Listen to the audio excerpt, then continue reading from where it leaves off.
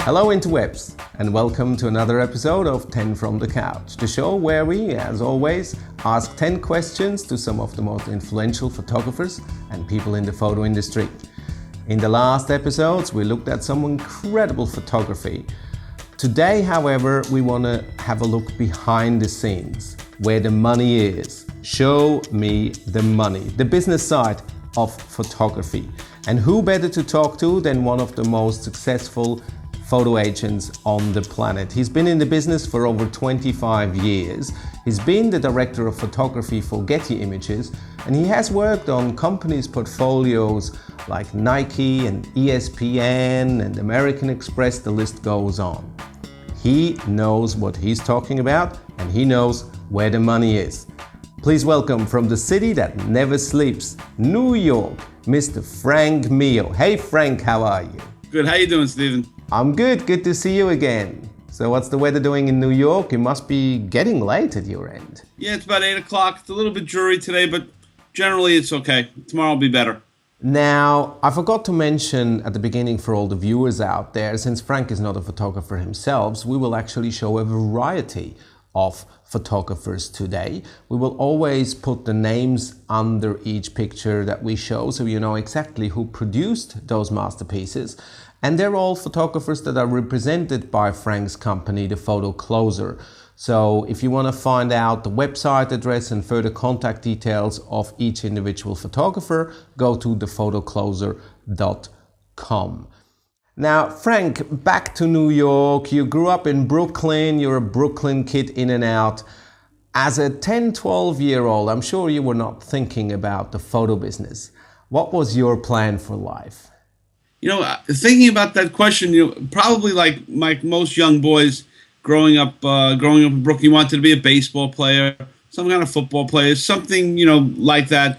Although you really never thought about growing up. It was all about just playing ball out on the street, having a good time. And then before you know it, you started noticing girls, and then everything changed. I can relate to that. Everything changes. Now, you started working in advertising and marketing long before you started to repping as an agent. So how did you get into advertising, and what made you switch to become or start representing photographers? For me, I was very fortunate. Early on, I got to work for two very good ad agencies, one being Allen & Gargano. And Allen & Gargano for the late 60s, middle 70s, into the 80s, did only breakthrough advertising work.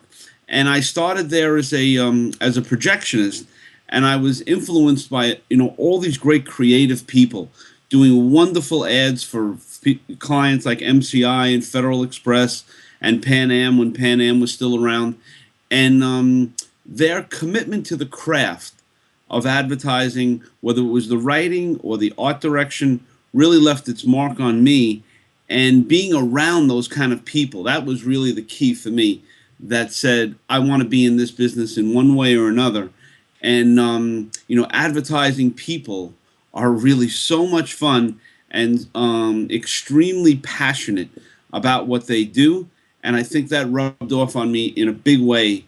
And that sort of, started the path that, I want to be in a creative industry. And then from there, I worked at Allen & Gargano for about 5 years, and then I quit. I took a year off, and I traveled through Europe and the Middle East, by myself, just doing that backpacking thing. And when I came back, again, I guess this goes back to the Brooklyn influence.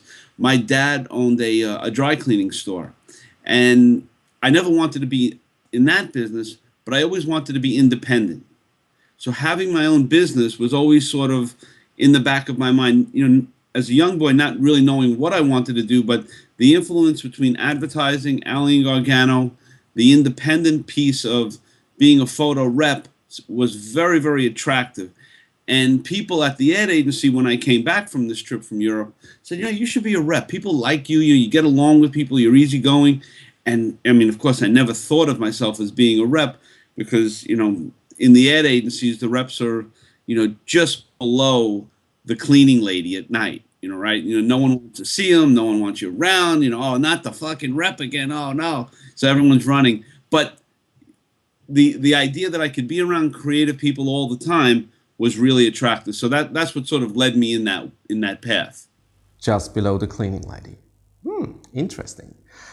So you decided to become a photo agent, so you needed some talent. Where did you find your first talent? Well, it was actually somebody that I worked with at that ad agency, a young lady, Deborah Atanisi, who is a fashion photographer, who was also instrumental in saying, you should be a rep. Why don't you rep me?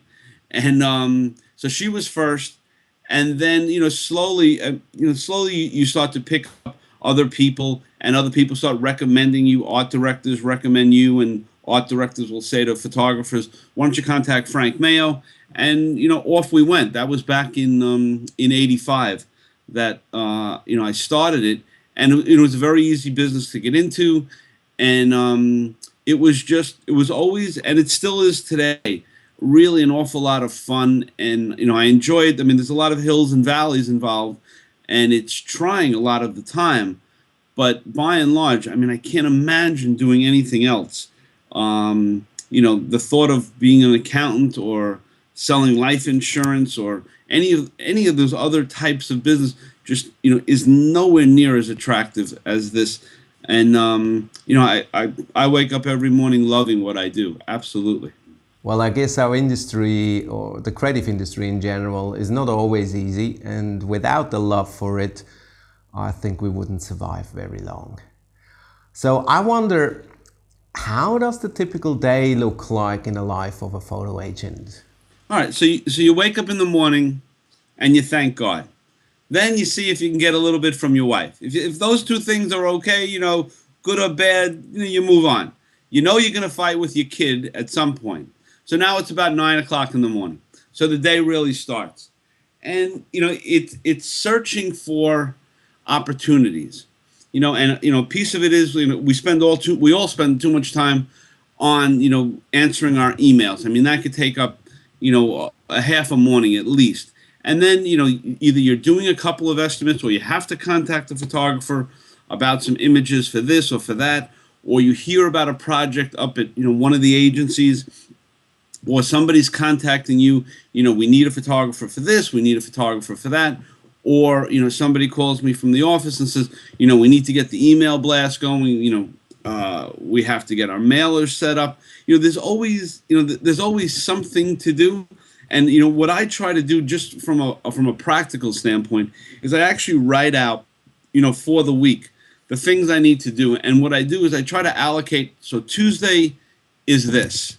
I'm only going to sit online and find other photographers, or I'm only going to do. Wednesday is going and meeting with 3 or 4 art buyers at different ad agencies to talk about the PhotoCloser, which I know we'll get into later.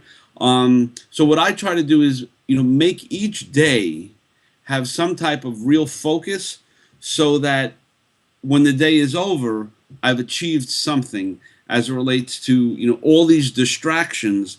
And you really want to, be able to say, all right, today I did this, and we accomplished it. I've got 3 appointments set up for the following, week. Or, we've got 2 portfolios or 2 websites that are ready to be launched, or we've put on 3 photographers onto the site, whatever it is. So when that day is done, you've accomplished something. But it's and that's maybe the beauty of this business, is that it isn't so buttoned up line by line by line. You have the flexibility when the situation arises to bend to the left, move to the right, take a couple of steps forward or backwards, whatever it is. Because someone's going to call you and say, I need to do this estimate. Can you help me handle the production on that? And then all the other things you had set up for that day are out the window.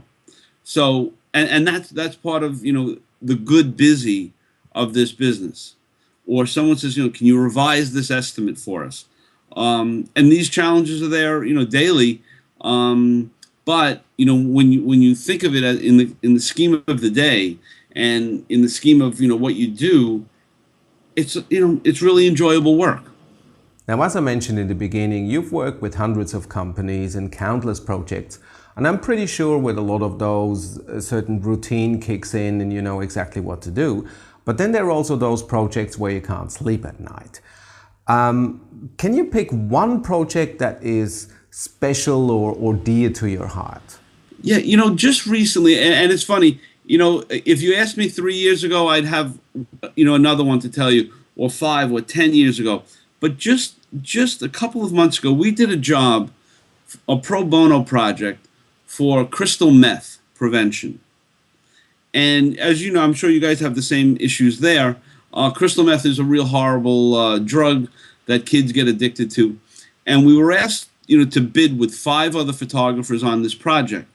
And at this point, I'm representing Ron Haviv, a great photojournalist. And they said, Ron is one of the 5 people who are going to bid this project.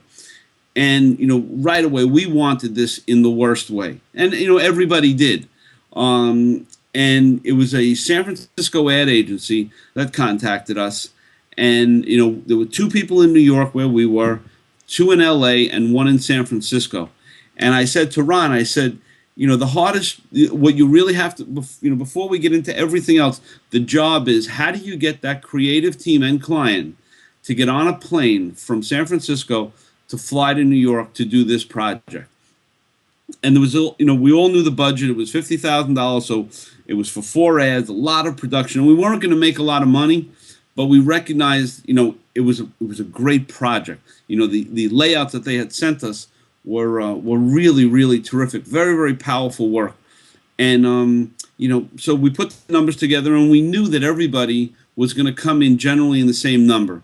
If the number is 50, you're coming in at 48 or 52. If you came in at 30, you're a schmuck. If you come in at 60, you're really not listening, right? So, everyone's going to be general. And that was good. We had that piece of information, but we knew that we had to come up with something else to make ourselves sort of stand apart. And I had Ron write a creative brief on why he wanted to shoot it.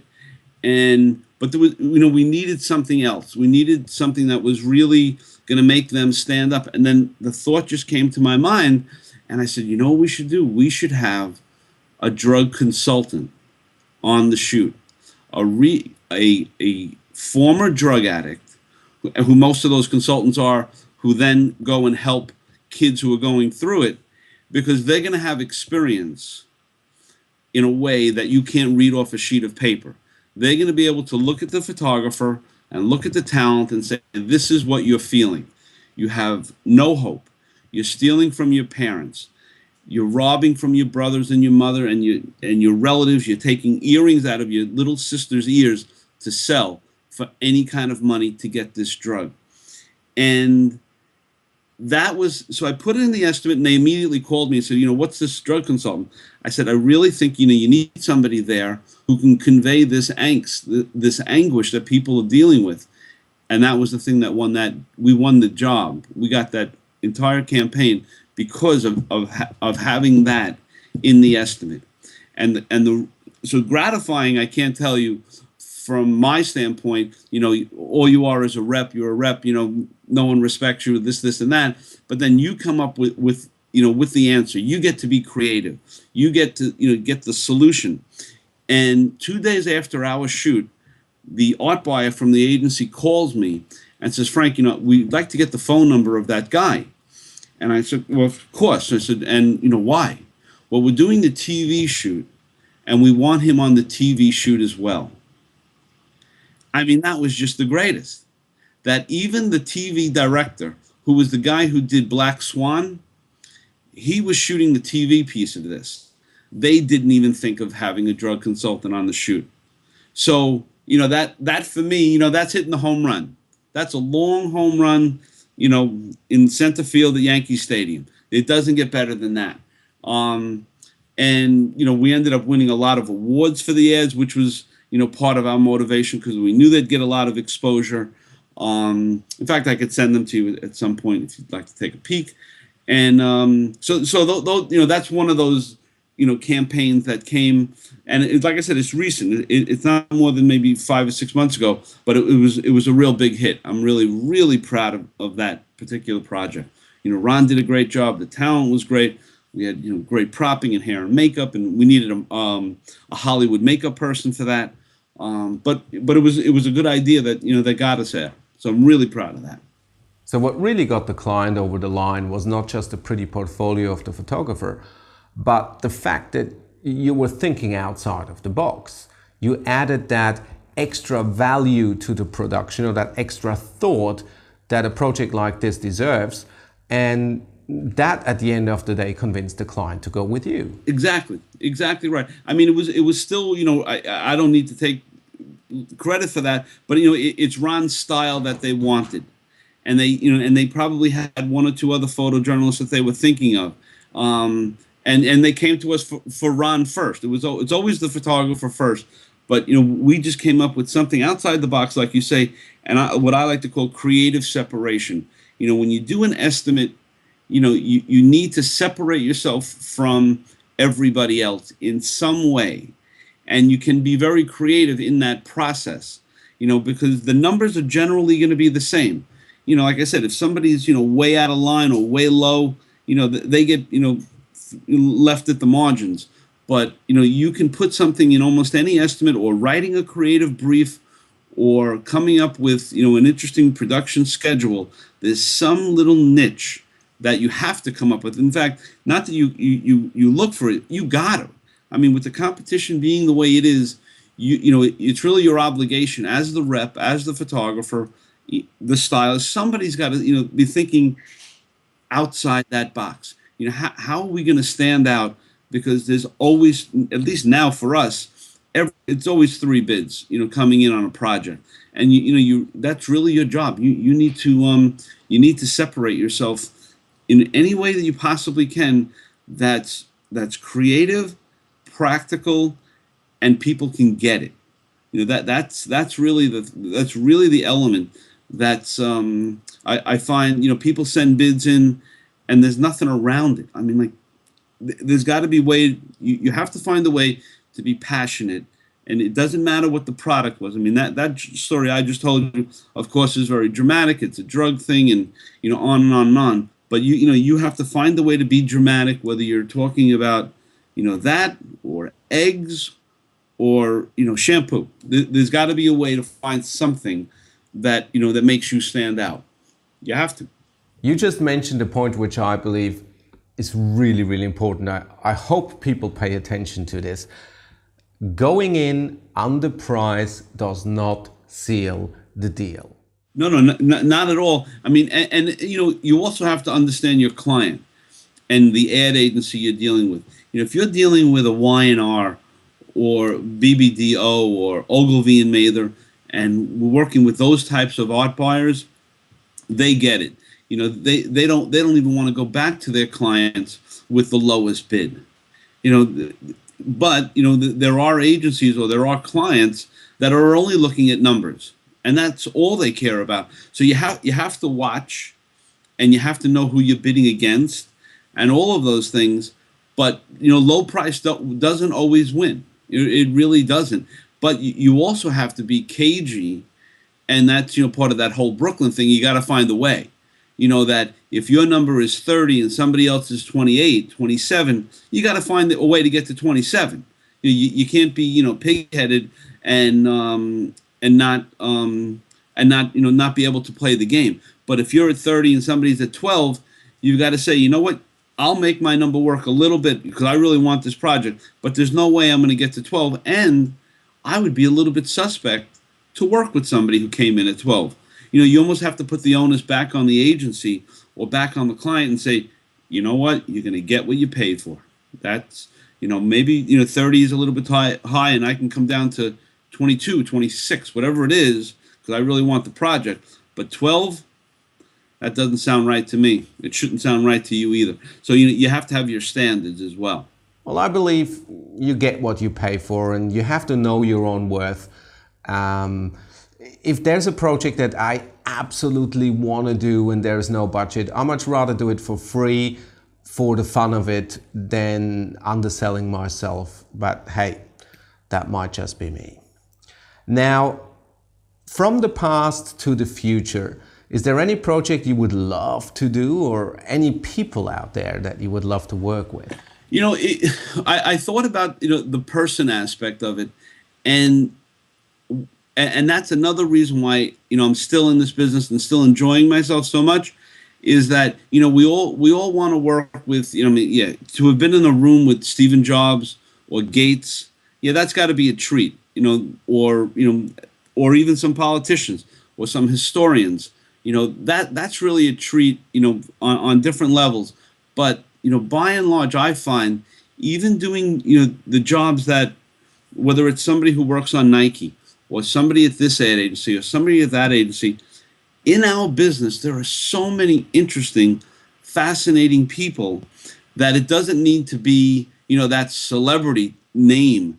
I would love to do a shoot with Willie Mays. I don't know if you know who Willie Mays is, but he's my hero. He's my favorite baseball player. So if I had a choice, would I like to spend the day with Willie Mays? Yeah, that would be a real treat. But beyond that, I've worked with people, on the Chiquita banana account, that, this account executive, shirt and tie. I mean, I learned more about bananas on a shoot with this guy. It was great. It was absolutely great. And I can't tell you his name, but, that's a part of advertising photography. You never know where, when you're going to be you're going to be sitting down with somebody who's really interesting, really fascinating. Like my wife, she's an art historian. Being with her is really a treat. We're in somewhat parallel careers, but that's the kind of world you can get into at a photo shoot, where you're going to meet somebody who really always wanted to be an artist themselves, but they had the mortgage and they got the children and all this other stuff. But underneath that shirt and tie, there's a woman there or a guy who's really interesting, who sees the world probably a little bit awkwardly as well, sort of like the way we do, and that's somebody I want to work with. So to answer, it was a long-winded answer to your short question, is that the next shoot can be the one that's really interesting, really fascinating with that person. And that that's something I always tell my kids, be interesting and be interested. Those are two things that, will make your life, a rewarding, fascinating journey. And that's what I find, at any of the shoots or any of the get-togethers of the industry, you're meeting really, intriguing people. So you never know where it's going to come. Be interesting and interested. Very good. Talking about interesting, tell me, what do you know about Monica and the cigar? Well, I don't know a lot about Monica. And I do love a cigar. But it's intriguing when you think of, or you read Monica with a cigar. And that's which I guess you're leading us right into mind prints. And mind prints for me, I never thought of myself, and I find it hard now to think of myself as an artist in any way. But I came up with this idea, and I have to give you a little bit of background. We were at the Guggenheim Museum in New York, and there's this world famous, highly respected artist, Richard Prince. And what Richard Prince does is he appropriates other people's work. So what he did was he took a number of these ads for Marlboro, took the ads, photographed the actual ads, and then blew them up. And it became the whole craze. And he's, the world's most respected artist, on and on and on. So he takes these prints, and now he sells them for $1 million, $2 million. The original photographer, the client, R.J. Reynolds, and the talent can't go after him because it's art. And, of course, all the photographers, everybody hates this guy. So, and in Brooklyn, we have a term for that. Go fuck yourself, right? Like, that doesn't work. It just, it's not right. So, we're leaving the museum, and I say to my wife, I said, that's why the regular Joe doesn't get art. that somebody can steal somebody's work and call it their own. It's just not right. So then the idea just hit me in the head where everybody creates visuals. We all have that capability. And then the idea came to me that if you just read words, you too can create visuals. You don't need to steal from somebody else. So if you read type, Monica with a cigar, you've seen it. OJ fighting with Ron Goldman. The Titanic sinking. You have an immediate visual experience as you read Van Gogh with a knife, or when Bill told Hillary, Jeffrey Dahmer eating a meal, Richard Gere with a gerbil. I don't know if that resonates in your part of the world, but in our part of the world it does. And so, but you have a visual experience of something you've never seen, nobody has ever seen. And the reason I really like the idea is that you get it as a creative person, but your accountant gets it, your lawyer gets it, your mailman, the common guy, the dishwasher, everyone who doesn't think of themselves as creative has the mental capability just by reading type to have a visual that is searing in their brain that they've never seen. And so I came up with this idea, and I called them mind prints. And at the time, I was shooting a job with Johns Hopkins Hospital here in D.C. with Joe McNally, a wonderful, wonderful photographer. So I came up with the idea, and so daily I'm talking to a brain surgeon, the lead brain surgeon at Johns Hopkins, on this project. And I asked the doctor, I said, "Doctor, you might take a look at this." And I sent him this PowerPoint, and he thought it was the most clever idea. How the brain connects word, and boom, visual. He liked it so much that when I published the book, he wrote the introduction for the book. And I mean, it's absolutely great. So now I have people telling me that I'm brilliant. I mean, what a joke that is, right? It doesn't even make sense. But I will tell you that I have had a show of all 70 of those mind prints at the Art Directors Club in New York. Now, on those walls, Avedon has hung his photographs, Annie Leibovitz, Emil Gargano, on and on and on. And that I've had a show in that place is just too much to be believed.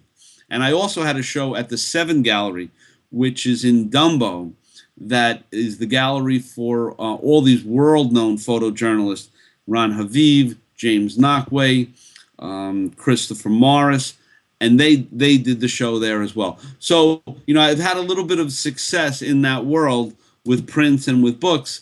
And for me, it couldn't be more fun. It's just this little path that I went off for just a moment there. But what it's gotten me a lot of exposure for the PhotoCloser, which was really the whole idea about promoting it, because people, want to see how you can think outside the box. And we all have to always do that.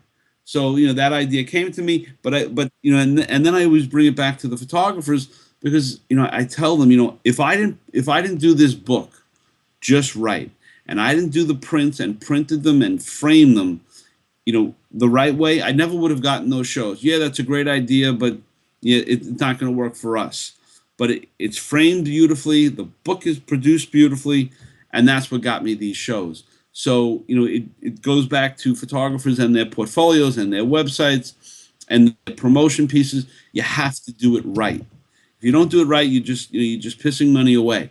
I'm really, my experience let me know that I had to spend my money to do it right. And we did. And it came out beautiful. I think it was Chase Jarvis who was writing about this book. I think it was on his website or on his blog or whatever. But from memory, the first thing I saw was this one, when Bill told Hillary. And I remember sitting in front of the computer and thinking, I wonder what she's throwing at him right now. Right, but you were there. That's really the great piece of it. You were standing right there. You were the third person in that room when that happened. And the reason why you know is because CNN and all the media banged you on the head day after day after day to the point where you were standing right there. You hit it right in the head. You know, the other thing I like about this book? I mean, it's not a novel, it's not a story, it's really a picture book, but without the pictures. And that's so clever, I think, that you give us the chance to color it in as we want. You know, you don't finish it, it's not a finished photo that we look at and we just have to take it as it is. But at the same time, it's not a novel, so you give us pictures without the pictures. Right. You're absolutely right. You're absolutely right. I mean, that's the beauty of it. In interpreting whatever it is you're seeing, reading, writing, you bring your history. Your life experience comes to that moment. You know, like you say, when Bill told Hillary, you know, if you had to stand there once and tell, you know, your wife, you know, I got to tell you something, you've never been more alive than that moment. But the intriguing piece is for these mind prints is that there are things that we've never seen, but we see it so clearly. Like, you know how difficult that had to be for Bill. Hillary, I got to tell you something. It's actually true. You know, or Bin Laden in a cave. You know, like we were sitting right next to him, right? I mean, you know, and as you sat right next to him, you thought, wow, if that could only happen, I could kill that fucker, right? Wouldn't that be great? Wouldn't that be great? You know, that kind of a thing. But for all of them, you know, I guess, you know, you brought up an interesting point. I hadn't thought of it that way. You bring your own experience, you know, to the interpretation of that situation, right? And that's really true. You're absolutely right. Christmas is coming up. If you have some smart friends or you want to give yourself something to smile about and look through, have a look at Mind Prints by Frank Mayo. Now, let's get back to photography. At the beginning I said we will look through a lot of pictures from a variety of photographers, and I also said that all their additional information, such as their website and contact details, can be found on the photocloser.com. So, Frank, what is the PhotoCloser? So the PhotoCloser is an online search engine that photographers get listed on based on their location and based on their specialty. And certainly in most cases, we list photographers in a number of specialties. So the idea is that art buyers, editors, clients are coming to the site using it as a resource when they need to hire a photographer. And the traction we're getting is based on, you know, me being in the business a long, long time. And art buyers recognize that my name is good and my eye is good as it relates to photographers. So they know coming to the site, they're going to find a good photographer wherever they may need them. So if an art buyer in New York is doing a job in Paris and they need a still life photographer, they can go to the site, look into still life, and they'll see a number of photographers. Or they could look into the site by location, hit Paris, or Paris, France, and they will see a listing of photographers in that area. So you look by either location or you look by specialty. And to be on the site, it's a nominal charge of $50 a month for a photographer to be on. And what I tell the photographers when they're coming on, that you can't look at this as this is all your marketing. You have to look at it as a piece of your marketing that you're looking out for the next year or 2 years, whatever it is, because now there's so many different places to be. And if we all knew the one place to be, we'd all be there. But that place doesn't exist anymore. You need to be here, you need to be there, whether it's, you know, doing email blasts, mailers, ads in magazines, archive magazine, communication arts, black book, workbook. You know, there's a number of different places to be. You have to be a little bit in all of that, in all of those different spaces, all the social media, all those places where people are now looking for talent. And it could be LinkedIn, it could be Facebook, Twittering, all of that. And I know this is, really tedious, um, but as it relates to the way the world is so scattered within, the photography community, you need to touch these different places. And our site, based on my experience and my contacts with the ad agencies, I look at it as, if an art buyer is looking for a photographer and they think of our site as one of the first, second, or third places they'll look, then we're doing the job. Then, and photographers are seeing traffic to their websites from us. And that's really what we're trying to achieve, just to get photographers exposure to people who are making decisions on hiring photographers. And then, so what happens is, they see your image pop up, still life out of Berlin. Then there's a link that goes directly to your website. So then your website has to win the day. And then off you go. And if you need our help in any type of production, estimating, negotiating, and then all the way through to producing the job, we can do all of that for you. And each one of those services is sort of a la carte. It's it's a good business model. It works for an awful lot of people, and we just continue to grow. Now, Frank, here's an interesting one. A lot of young photographers believe that they have to find a rep and they made it. So, is finding an agent the answer to all unpaid bills? Well, there's a number of different pieces to that. The first piece, I'll tell you, like in any business, nobody should rely on one other person for their livelihood. It makes no practical sense. For a photographer to think that they can get a rep and the rep is going to open every single door and it's all going to be great, and just giving the rep that responsibility makes no sense. The photographer should know as much about the ad agencies, who's working in the ad agencies, what agencies have what clients, all, the luxury or the false sense of security of having a rep is a big mistake. You as a photographer need to know what's going on in the industry. You need to know who's on what accounts, who has what accounts, because it makes you a better salesperson for yourself. Yeah, and I know people don't like, I'm not a salesperson. I don't like talking to people. You know what? That's old news. You've got to be able to be social.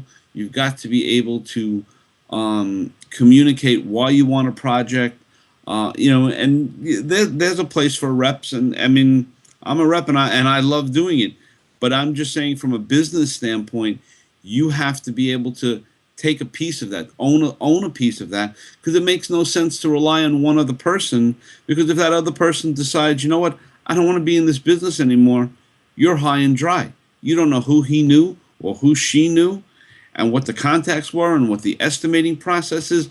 You're now high and dry, and they're off, in Tahiti, because that's where they always wanted to live. So it makes no logical nor business sense to not know as much as you can. And there's all these places to garnish that information. And the other piece of it is, most reps want to take on photographers who are generating a lot of money. So when it's hard for that young guy or gal starting out to get a rep, because you're not bringing in any money. So it's sort of what came first, the horse or the carriage. You have to go through this where you are bringing in some money, and there are some accounts that a rep could say, okay, we'll work with these accounts, and I can give you some of my accounts. And it's not, it's really not like the reps have all these accounts. The reps are going through, a lot of interesting times as well, with the competition being what it is. So, that whole rep photographer relationship is really intense, and there's a lot of layers to it. And, I always use the analogy, you get married before you even date. So, you have to, go to, know who that person is. Have a couple of lunches, dinners, spend some time with them so you get an idea of how committed they are and how they look at the world. I mean, you want to be around somebody who's really, in for the long haul, for both sides, for absolutely both sides. Because, from a rep standpoint, you only want to work with people that are really fun and terrific and, do great work and have a strong creative vision. And, on the other side, you as the rep, you want to know that that woman or guy is going to work their butt off and is committed to your craft and committed to your growth. Those are all really important pieces. So there's a lot of pieces. I mean, we could spend 7 hours just talking about the rep photographer relationship. But, bottom line in my mind is learn as much about being a salesperson as you can. I'm not saying, put your camera down at all. I'm just saying you should know all the ad agencies. You should know clients. You should know a big piece of that and know how, what is the best way to sell my own work? Ask that question of yourself, and then you're able to convey that to a rep. Don't let somebody tell you, I'll do this for you and I'm going to sell you this way. That's got to be a mutual vision that you both agree on, and you have to agree on it more. I mean, it's because you're the shooter. You're the one that has the gift, this craft, and how somebody helps you promote that is paramount in your long-term growth. It's really a serious issue. Well, Frank, over the years you've seen hundreds of portfolios from photographers. Some made it, some you represented, many you didn't work with.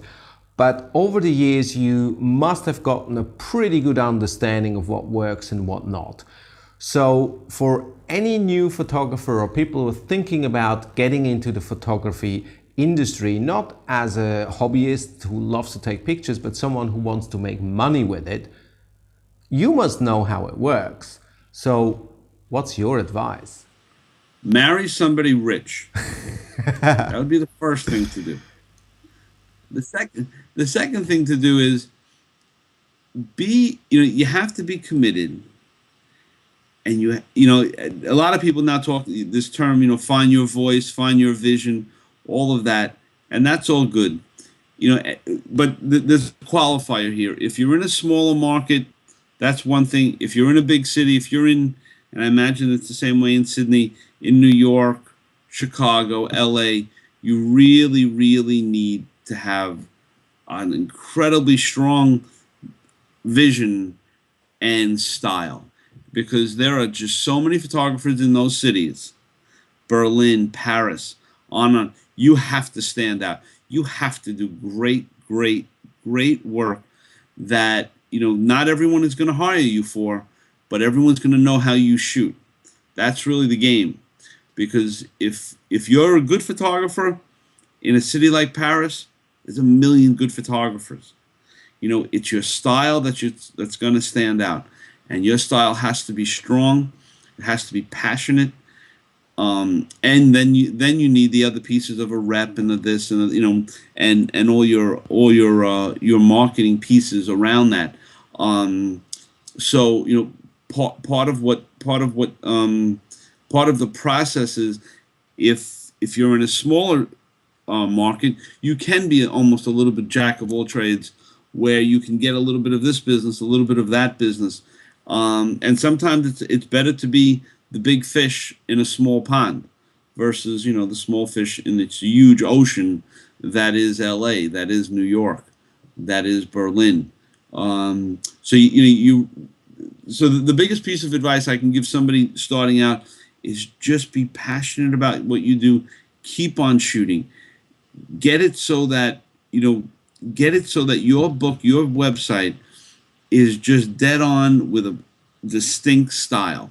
That's really the key. Being a little bit everywhere and your style not being defined is the kiss of death. It's like an artist's palette. When you mix all those colors together, you're just going to get mud. You have to be definitive. But do what you want to do. Don't just go do something because you think it's different. It's got to come from your heart and your soul. What you shoot and the way you shoot it. And now, those guiding points is what I tell everyone. Just keep on shooting.